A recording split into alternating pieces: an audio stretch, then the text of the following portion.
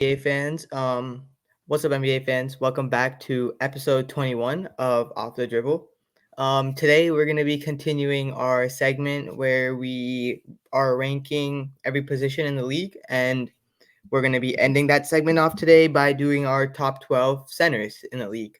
And then after that, we're going to shift our focus a little bit into the NBA schedule because that was recently released. So we're just going to talk a little bit about that and kind of touch on if we think there were certain teams that got too much hype by getting too many nationally televised games, or if there were teams that we feel like were a little unrecognized as well. So we're just going to jump right into our top 12 centers, and Aashrith's going to start us off. Yeah. So at number 12, on some lists that I've seen online, like this guy is a lot higher, but for me, I think 12 is good. I have Miles Turner here at 12. Oh, wow. And if you look at the names above him, which we'll get into, I just think everyone else I'd rather have on my team. Like Miles Turner, like really good sort of like 3-and-D big, kind of like the only big I can think of in the league that gives you like that elite level of 3-point shooting and that elite level of interior defense. I think I think we see that Wemby's probably going to get there at some point too. Yeah. But like, I don't know. I think he's a little too inconsistent for my liking. Like a lot of the lists we've done so far, we've kind of used inconsistent as that sort of like buzzword, right? Where like if they don't give it to you night in and night out. But I think Miles Turner's highs, like as far as how good he can play, is that of like a top like 8 center. But I think like at the like center is looking underratedly deep position, and I think that in this league I might have him like I think 12 is a good spot for me. I have him pretty decently higher actually. So for 12, I have Nick Claxton. Okay.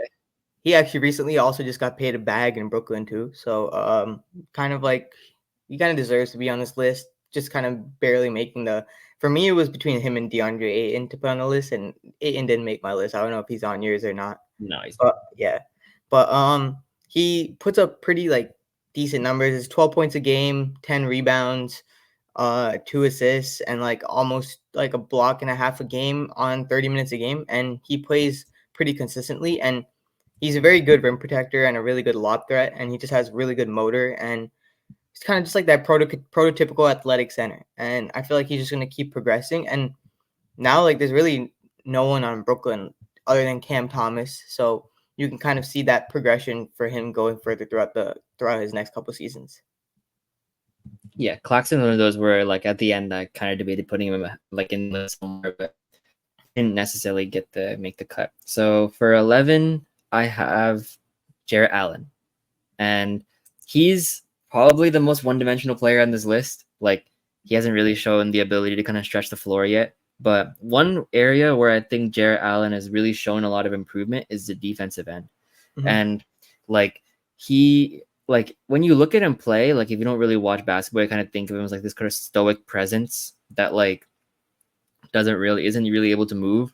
But he's sort of in that like Brooke Lopez mold of like bigs that can play at the rim and like really impact games.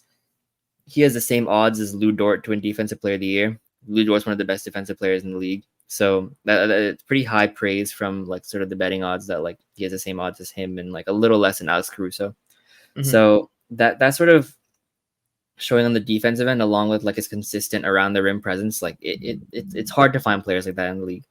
So and I just think he gives it to you like more night in night out than the players underneath him, and he still has a lot of room to improve. I kind of like the idea of him adding a 3-point shot. He's kind of discussed it in the offseason. And if he adds that, then the sky's the limit. Yeah. I just have him a tad bit higher on my list, but for number 11, I have Naz Reid. He just won 6th Man of the Year, and his stats are actually pretty like he only plays 24 minutes a game, and he averages 14 points a game, 5 rebounds, 1.5 assists, and a block a game on 41% shooting from deep, and then also shooting 48% from the field. Like when you have two, especially on the Timberwolves, like you have 2 centers that are shooting 40% from deep, that's pretty crazy. And then on top of that, like he's like a guard in a 6'10", 6'11" body. Like he's a center. He's listed as a center, but when you watch him play, like he can handle the ball so well, and that's a skill that centers usually don't have, and just him having that just takes his game to another level. Like he can run the fast break. He can go coast to coast, coast to coast. He's done it so many times. He did it. There's like this one play that comes to my mind in the playoffs where like you literally see him go coast for coast against the Suns, and he basically just brings the ball up over Bradley Beal's head and like wraps it over. Like you don't see a 6'10", 6'11" player doing that. So just with the numbers he puts up, him winning Sixth Man of the Year again, I feel like he could take that award next season as well. Like he's just gonna keep getting better and better. He's really young as well. He's only 24, 25 years old. So yeah. And I also think like he did kind of get a bag last season. It was like a 4-year, $52 million deal. I think he's very, very underpaid. Like I feel like next season he's gonna opt out of his player option, and then the Wolves are gonna be forced to pay him a lot more money. So yeah, I agree. I have him at number 11. He just missed my list as well, but he's one of those players that like he's so valuable for like a Wolves team that's going to contend for like a lot of years. So at 10, I have Alperen Şengün. Okay. And like I don't know if it's just a product of me being like chronically on Twitter, but like he's starting to get a little overrated for my liking. Mm-hmm. Like again, like the Jokic comparisons are a little too Baby far Jokic, fetched. Yeah, in my opinion, but that like nothing to take away from him as a player. Like 21 points, 10 rebounds, 5 assists. There's only like so many players in the league that are able to put those numbers up. And on a horribly mismanaged Rockets team for the past like couple years, like he should have been their focal point from day one. Yeah. Like, but Steven Silas is actually like engaging in terrorism for like a year, and then like Ime Udoka is kind of like pushed the initiative to get Şengün the ball more often. A lot of their action, a lot of the way their offense even runs is through him and like how his decision making and his ability to create offense, which is really rare for a center. And if he gets the 3-point efficiency up, he's around 28, 29%, I think, right now. Mm-hmm. He gets that up. Again, he can be one of those players that like a force to be reckoned with, but he's like incredibly immobile on defense. The foot injury from last season like concerns me just a little bit about like future mobility. Yeah, you see it affecting. You can see it affect a lot of players too. That kind of injury. Exactly, but like, and I think like the players above him just impact the game in like a lot more ways. But like he's like a rare type of player in terms of his vision. Yeah, that's a great take. I just have him again a tad bit higher than you. So for number 10, I have Jared Allen. You already kind of just touched on him. Like again, like he is a very great defender, but I don't understand why his odds are that high. Like he's not like one of the best defenders in the league by any means, but he is a very, very great rim protector. Kind of, you do want to see him go out on the perimeter a little bit more. And like you said, I want to see him kind of maybe dabble into that 3-point shot, because you want to, as years go on, like, and I hate to say it, like there's going to come a point in time where in like the next 4 or 5 years where it's going to be a requirement for a center to at least be able to shoot 30 to 33% from three. Like if you can't do that, like you're not going to be evolving with the game, because now in today's NBA, you need as much spacing as possible on the floor, because it's players aren't accustomed to operating when the lanes are so jam packed that like they're not used to it. So like teams need centers that can shoot, and he has a pretty good mid range. Like I've seen him take like decent mid range shots. He has a floater that he can take outside of the paint a little bit. So if he just, like you said, extends his range to the 3-point line, and I didn't know that he actually discussed that during the offseason. So if it's pretty intriguing and gives confidence to me that like him saying that he's gonna actually try and do that during the season. Kind of like Derek Lively. Like you kind of like Derek Lively's form is a lot better than Jared Allen's, but like you kind of see it, like you can kind of envision it happening. Mm-hmm. But like like Lively's also more likely to do it.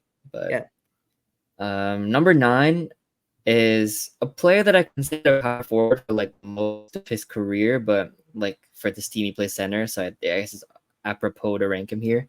But I have Porzingis here at 9, and like though I think like he's become so underrated throughout it's because of how he played in Washington.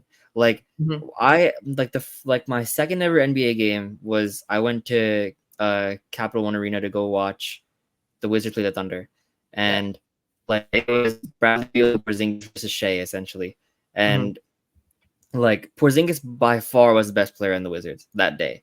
Like he was terrorizing our centers in the paint.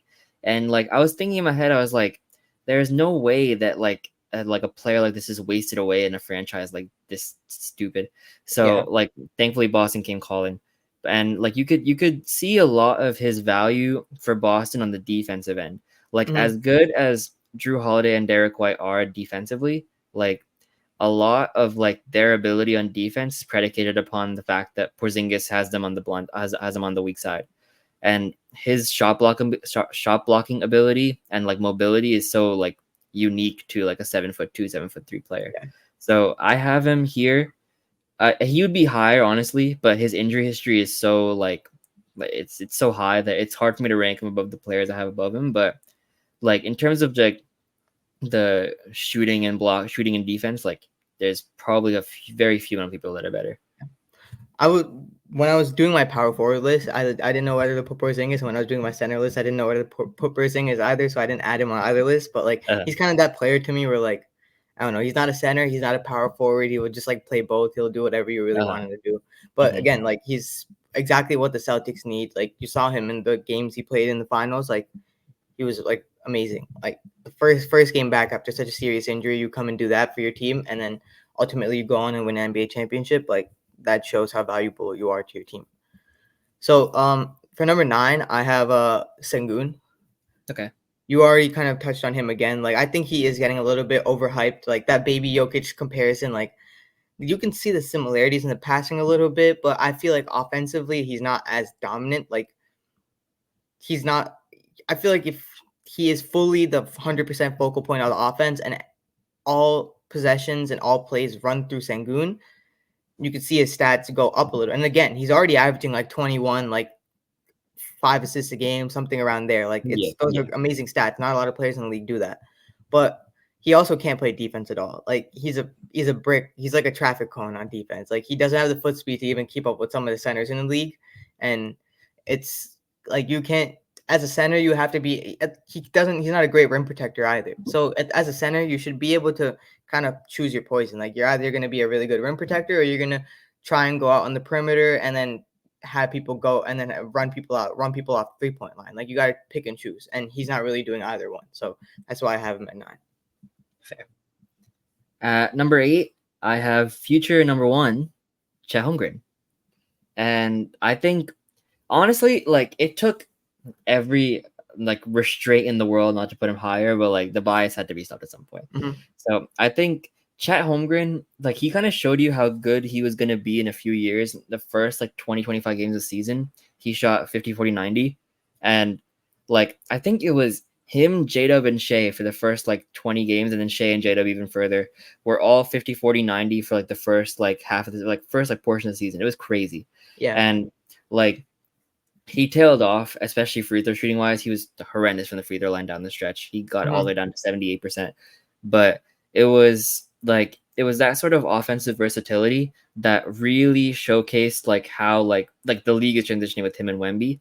Yeah. And I think the game that really showed it to me, because in the beginning it was hard for me to envision a world where he'd be able to like keep up defensively with like guarding like the Embiids, the ADs. Like he got hurt like in a pro-am game against LeBron when LeBron trucked him. Like that was scary for Thunder fans. But he said it best like in an episode of like Paul George's podcast like yesterday. He was they all said that I couldn't guard Embiid. Like who really can guard Embiid? And really that's the truth. Like all these concerns about like skinny players in the post, but like Embiid's doing it to anyone. Like there's no there's no size requirement. Like the result's going to be the same, you know? Exactly. So and he was top 3 in most people's defensive year ballots midway through the season before again he tailed off. So I think like with the second season sort of being the sort of conditioning help for him, and I think he's going to be a lot more consistent throughout the season. I think top 5 is an understatement for how good he can be. And it was that Warriors game that when he scored, like when he had 36 and like the game tying shot to send it overtime, that I was like, wow, this guy's a player. Like he's going to be, he knows how to do it. His ceiling might be higher than Shea's. Yeah. So for me, I have him like one spot above. I have him at 7. And for 8, I have Rudy Gobert. I just think that's like the kind of like the perfect spot to put Gobert. Like he's a 4-time defensive player of the year. As of right now, last time I saw, he's second in winning the odds for next season. Like obviously Wemby's number one, so he has a pretty decent chance of winning it again. Mm. And I feel like Gobert's not going to regress for like another 3-4 years, because if you really think about it, in the league, other than LeBron and a lot of other players, Gobert is one of the players in the league who's really really good at taking care of his body. Like when you look at Gobert, like bro is absolutely jacked, and Yeah. he has like 7 to like it's like 8 to 9% body fat, and that's on like a 7-footer. And like he takes care of his body so well that I don't see, and the skills that he has on the basketball court, like I don't see those skills regressing. He's still going to be a great lob threat for another 2 to 3 years, even if he's not a defensive player of the year winner. He's going to be a defensive player of the year caliber type defender, and that's exactly what the Wolves need as their center. They don't need a center that has to go out there and give you 20 points. He'll go out there, give you your 12 to 13 points, a great rebounder, top 5 rebounder in the league, an amazing offensive rebounder, kind of just keeps possessions alive, which is huge for teams, because if you outlast teams possession wise in the game, that basically just means you have more chances to score the ball. And that just means you have a chance to outscore the other team and ultimately win the game. So, like, just kind of like the perfect player that the Wolves kind of need, and I just don't really see him regressing further in the season. Yeah, and I think we just have Gobert and Chet flipped. I have Gobert at Yeah, 7. yeah. And like you covered most of Gobert, so like I'll just go on to 6 because like I have nothing really to add to like how like he's gonna be that sort of like defensive player for time to time. So and you said you had Chet at 7, right? 7, yeah. I tried at 7, so you could just move on to 6. Yeah. Yeah. So 6. This is shocking too because you said that you had Miles Turner a little higher, which means Miles Turner is better No, than Rudy Gobert. I had to change my list a little bit. So Miles Turner got booted. Yeah, Miles Turner got Okay. booted. He Fair get enough. booted, bro.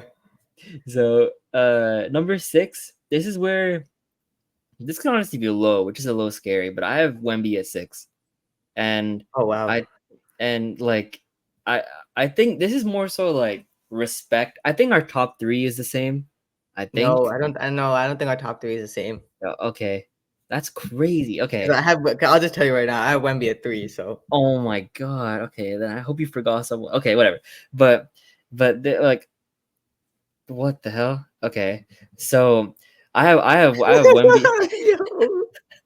I have Wemby at 6. And this is more so respect to like there are 5 players above him that have had like better like NBA resumes than Wemby so far. Yeah. And like Hopefully a those lot of 5 it players is are the same at least. huh? Hopefully the 5 players are the same at least. Yeah, bro. Oh my god. Okay. So like I kind of want to just move on now. I want to know who you have.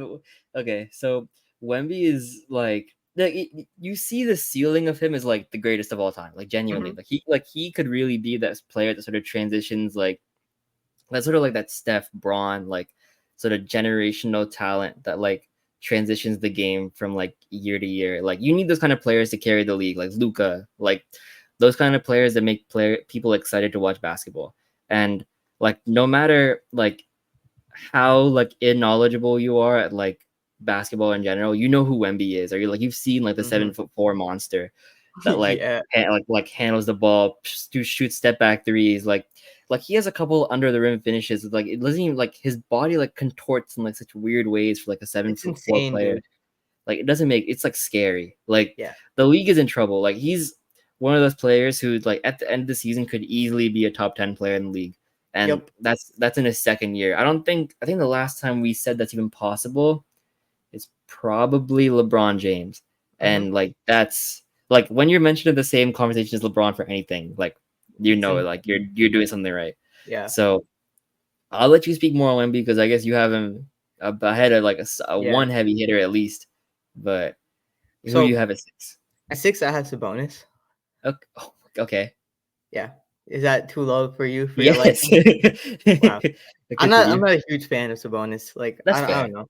Like the Kings are always like the Kings have such a good roster, and they're always so mid that like somebody has to be doing something wrong, or like no matter how good your stats are, like they have to be half at least some kind of empty stats, because the Kings are always in that like 8 to 6 range, and they never end up doing anything. Like last time, they didn't even make the playoffs. Like it's you have De'Aaron Fox and Domantas Sabonis on your team. Like you should be able to do something. And Sabonis, like don't get me wrong, he's a great rebounder, a great like passing is amazing. He's like probably a top 3 passer as a center.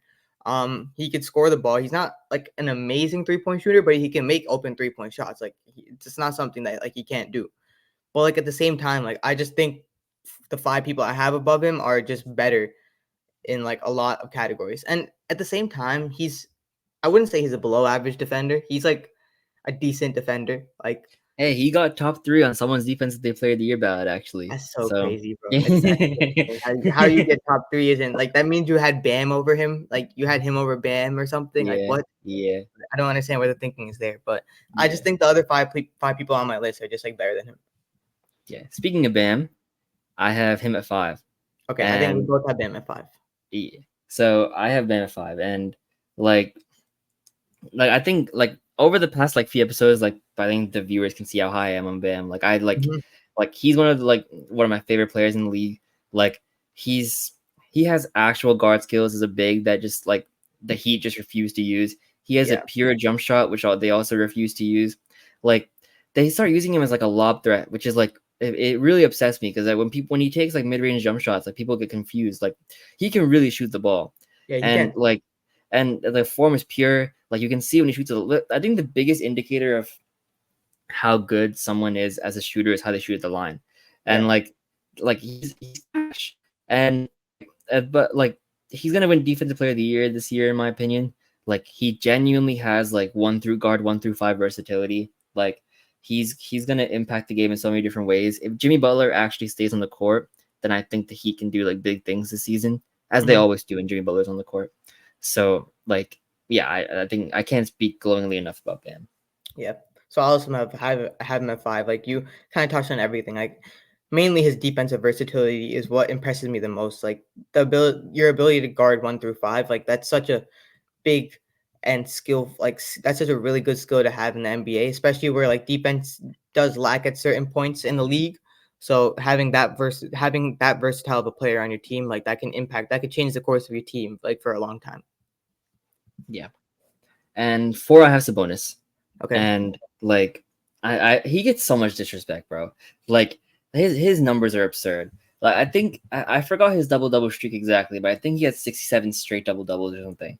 Like it's so hard to do like something like that 10 times in a row in the NBA, let alone like every single night. He's a guaranteed bet. Like people on the podcast I assume already know. Like I'm a gambling heavy kind of guy. Like I'll bet, Mhm. and like I've made so much money off the Sabonis over on rebounds.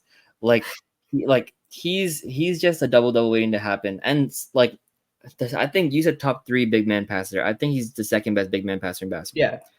Like Jokic is like a far ahead one, but like Yeah. he's an easy number 2 for me. And like this past season, like almost 20 points a game, like 14 rebounds a game, and 8 assists. Like you're not really getting too much better than that. 60% from the field and 38% from 3. Like his talents are almost wasted on a city like Sacramento. Like he'd be so much better on like literally any other like team in the West. And like he gets super underrated in the grand scheme of things, in my opinion. Now I want to know who you have it for, because like, At 4 I have AD.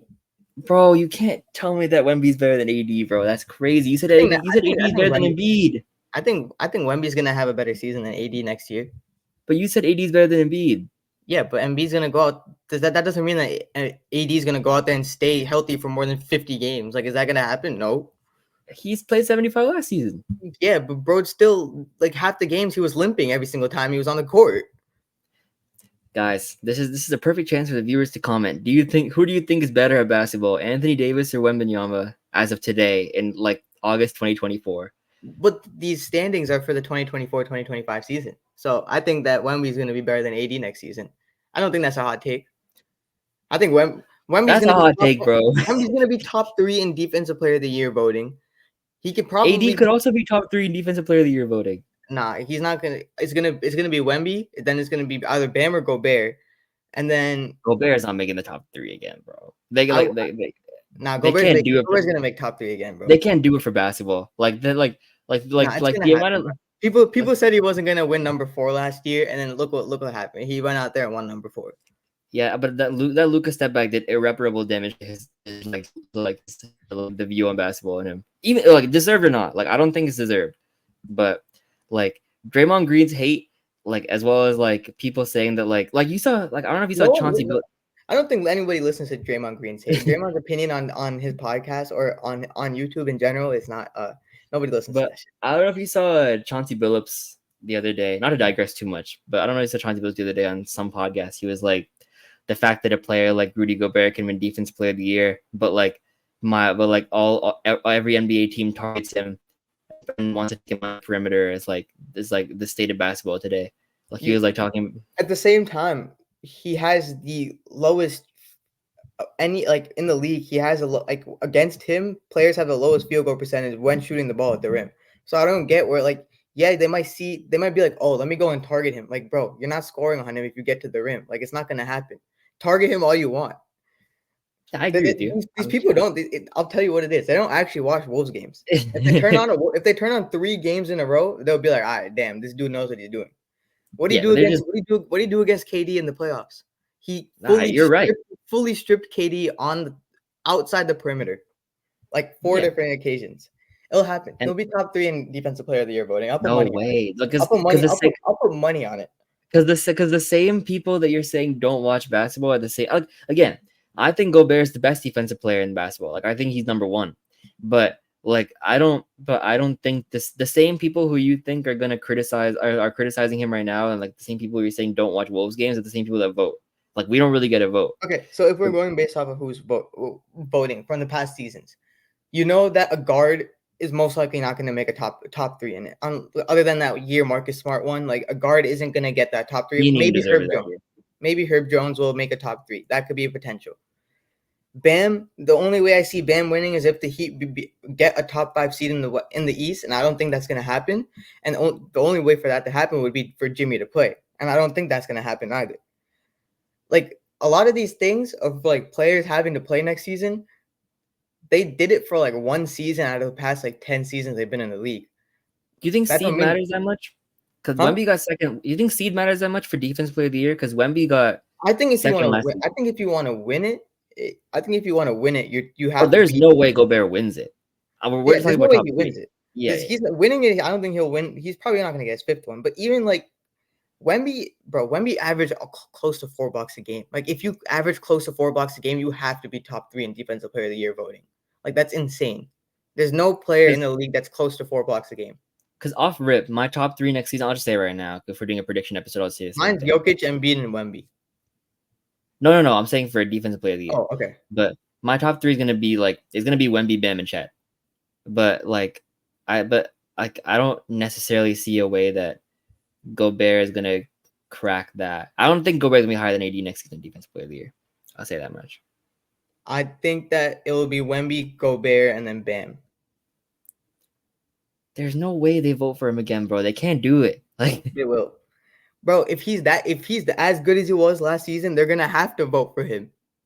Like it's gonna be like the only way they won't vote for him is the only way they won't vote for him is the only way they won't vote for him is if you see him like fully just fall off the face of the earth as a defender. Bro is a 4-time Defensive Player of the Year. There's no way that someone is not voting for him. And the Wolves are going to be nationally televised 15 times next season. Yeah, 18 so people are going to see him. Like this is going to be the craziest thing I've said in my life. But it's like how they just didn't vote Braun for top 3 MVP some years because of how dominant he was. Not to say that Gobert and Braun are on like the same level of anything, but like it's like voter fatigue is real, and like especially for like a player who voter fatigue has slowly started to slow down now. You think so? Yeah, especially with like how many times Jokic has started winning MVP. I feel like it's starting to die down. Like at one point, like I feel like voters have kind of realized like. Because like there's been so many times they could have just given Luka the award just because of voter fatigue and been like, all right, Luka, you take the award. Or they could have given Shea the award because of voters fatigue. Or like they could have done some like when Giannis won like Defensive Player of the Year and MVP, like or like they could have been like, oh, voter fatigue, let me give it to someone else. But I feel like now they're like, all right, let me give it to the person that actually deserves it. Like, because if they don't, they're gonna get more hate for it. Yeah, I just don't think like Gobert's impact on the game is like it's It's only not evident seen. it's It's only not evident seen if you until, watch the unless you games. watch the games. Yeah, Yeah, but like you're bro not. still averages like 2.5 blocks a game.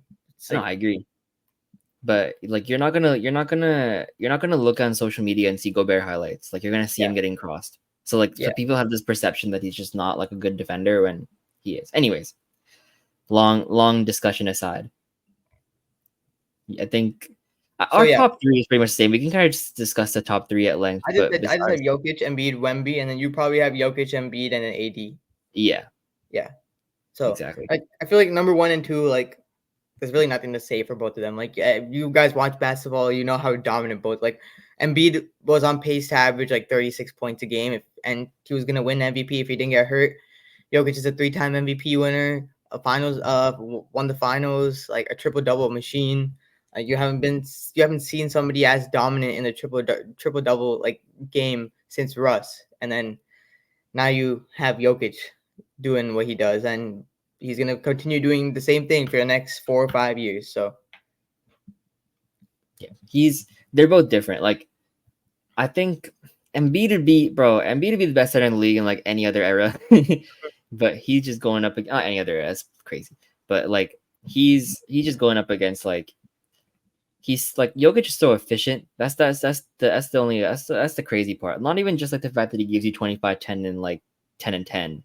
It's the fact that like he's so efficient doing it. Like when I was watching Westbrook do it, the critique on Westbrook obviously was like, oh, like he'll give you 31, 10, and 10, but he'll shoot 45% from the field. Like Jokic is doing it on like 65% true shooting. Like mm-hmm. he's crazy. And like I think he's already a top 20 player of all time, top 15 Yeah. player of all time. And like honestly, like he's gonna go down one of those players that like ends up underrated just because they don't popularize themselves enough or promote themselves enough. Because if he had the PR that like Luca has or like It would be Wemby insane. has, bro, he might be the GOAT, bro. Like Yeah.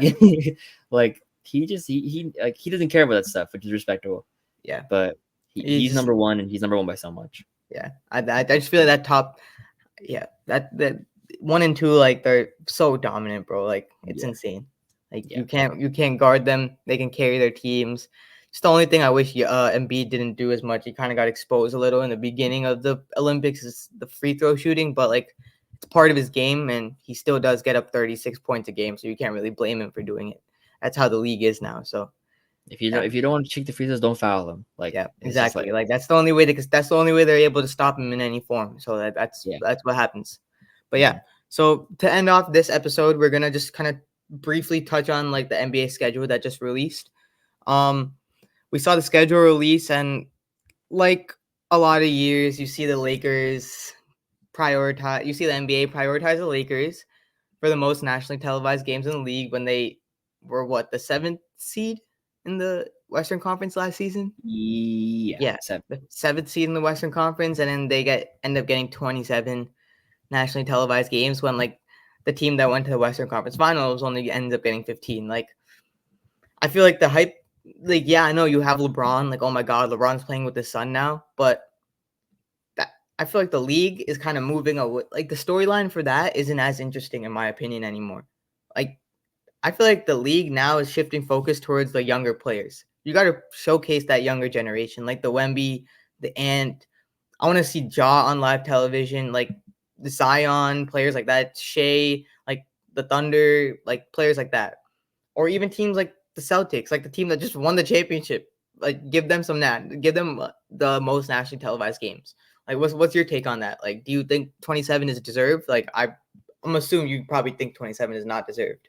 No, like okay, there's only one situation where it would be deserved, and like that's if this is LeBron's last season.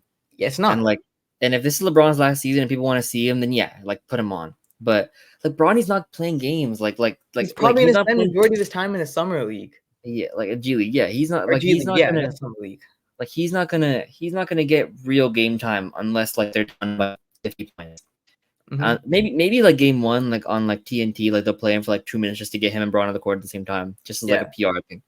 But like, bro, like the Thunder were the 1 seed in the West last season, have probably the deepest roster in basketball, have have last season's number 2 finisher in MVP, number 2 finisher in most improved, or something, not number 2, but like a top like 5 finisher in most improved, number 2 finisher in rookie of the year, number 1 finisher in coach of the year, and have the 11th most national TV games in the league, like one more than the Spurs.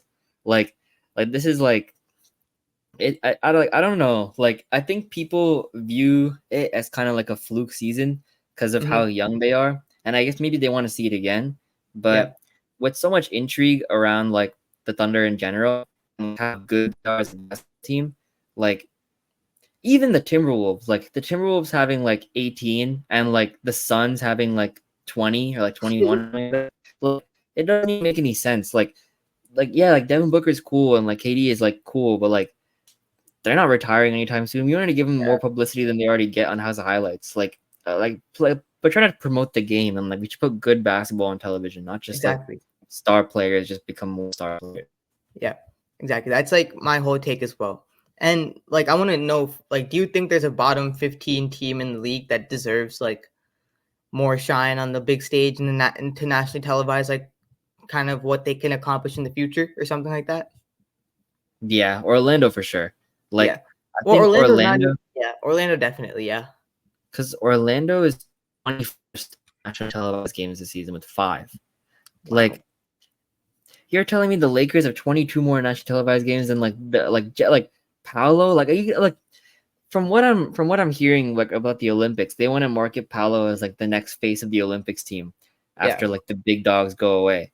Like and the way they do that is by giving him in like his best supporting cast ever, like 5 chances for the world to actually see him play.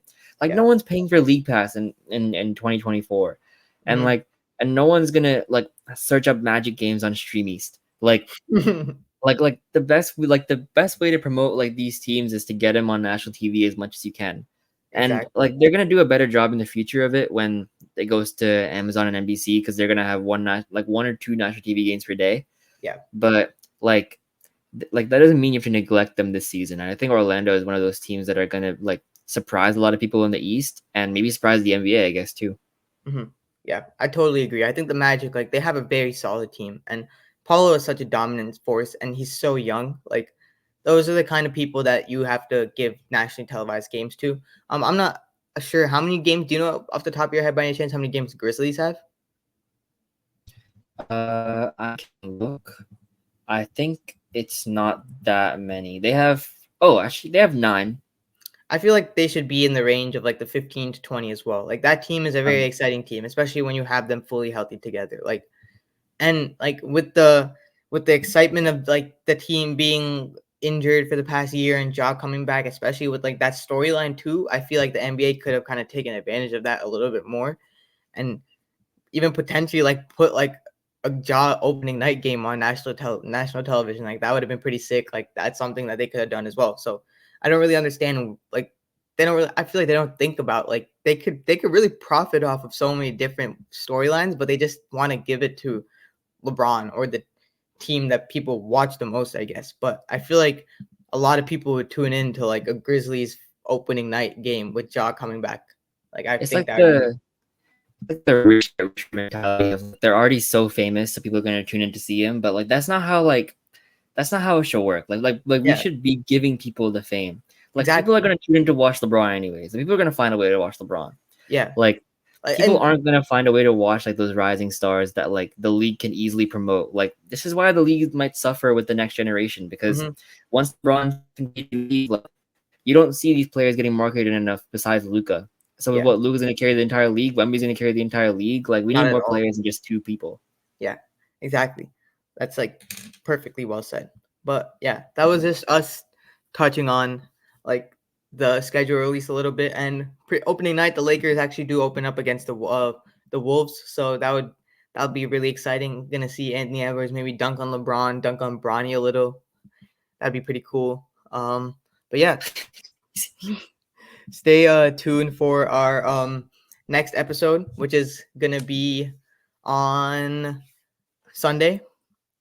And yeah, we're gonna probably end up doing another segment, and I think we'll probably get back into doing the guarantee segment that we did last week. That was a pretty cool segment, so we're definitely gonna come back to that, and then start doing other segments until the season starts. So just keep sticking with us, and we'll also get some football content out to you guys as well. Like probably do something like a fantasy draft, sort of like that, as the fantasy season's coming to a start. So just keep sticking with us, and yeah, stay tuned for next week. Peace. Peace.